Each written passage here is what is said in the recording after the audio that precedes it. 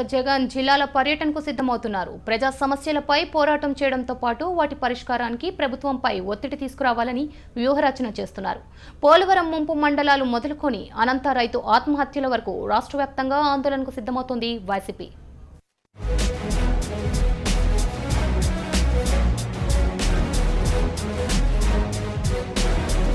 ప్రజా సమస్యలపై ఆందోళన చేస్తున్న వైసీపీ కొన్ని రోజులుగా పోరాటాలకు విరామం ఇచ్చింది. తాజాగా అసెంబ్లీ బడ్జెట్ సమావేశాలు ముగిసిన నేపథ్యంలో ప్రజా సమస్యల కోసం పోరాటం చేయాలని నిర్ణయించింది. అయితే శాసనసభలో ప్రజా సమస్యలపై మాట్లాడేందుకు అవకాశం ఇవ్వలేదని ప్రతిపక్ష నేత జగన్ అంటున్నారు.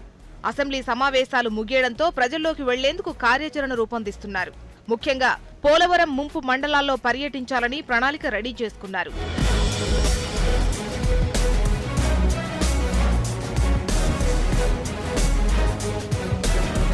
పులివెందుల పర్యటన ముగియగానే పోలవరం మండలాల్లో పర్యటిస్తారని పార్టీ నేతలు చెబుతున్నారు.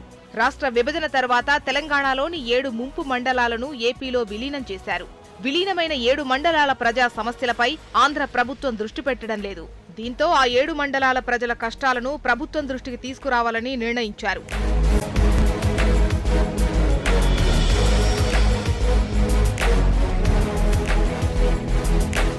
కొత్త ప్రభుత్వం అధికారంలోకి వచ్చిన తర్వాత వందల మంది రైతులు ఆత్మహత్యలు చేసుకున్నారు.